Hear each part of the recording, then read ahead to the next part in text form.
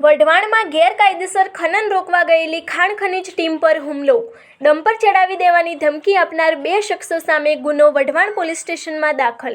સુરેન્દ્રનગર જિલ્લામાં ગેરકાયદેસર રેતી ખનન પ્રવૃત્તિઓ રોકવા ગયેલી ખાણ ખનીજ વિભાગની ટીમને ધમકી અને ફરજમાં રૂકાવટનો સામનો કરવો પડ્યો છે.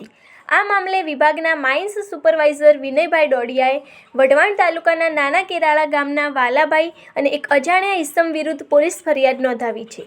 વિનયભાઈ ડોડિયા તેમની ટીમ સાથે નાના કેરાળા પાસે ભોગાવા નદીના કાંઠે તપાસ કરવા ગયા હતા, જ્યાં ગેરકાયદેસર રીતે રેતી ખનન થતું હતું. ટીમે એક ડમ્પર અને એક લોડરને પકડવાનો પ્રયાસ કર્યો. આ દરમિયાન વાહન ચાલકો ભાગી ગયા હતા.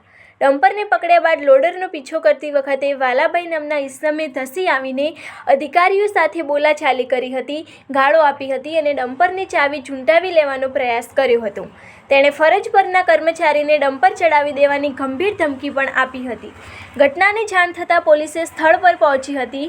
ખાણ ખનીજ વિભાગની ફરિયાદના આધારે ધમકી આપનાર વાલાભાઈ તથા અન્ય અજાણ્યા ઈસમ વિરુદ્ધ કાયદેસરની ફરજમાં રૂકાવટ કરવા બદલ વઢવાણ પોલીસ સ્ટેશનમાં ગુનો દાખલ કરી કાયદેસરની કાર્યવાહી હાથ ધરવામાં આવી છે.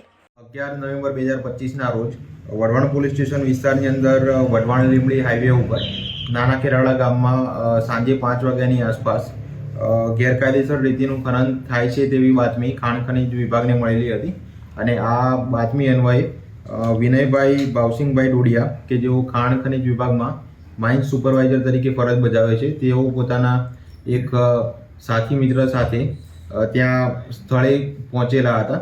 તે દરમિયાન એક લોડર મશીન અને ડમ્પર ચાલક એ બંનેના જે ડ્રાઈવર છે તેઓએ ત્યાંથી ભાગી છૂટવાનો પ્રયત્ન કરેલો હતો અને આ દરમિયાન લોડર મશીન અને ડમ્પર જે માલિક જે હતા તે ત્યાં ઘટના સ્થળે પહોંચેલા હતા અને આ જે માલિક છે તેમણે ચાવી ઝૂંટવી લેવાનો પ્રયત્ન કરેલો હતો અને ત્યાંથી ડમ્પર તેમના ઉપર ચડાવીને મારી નાખવાની ધમકી આપેલી હતી.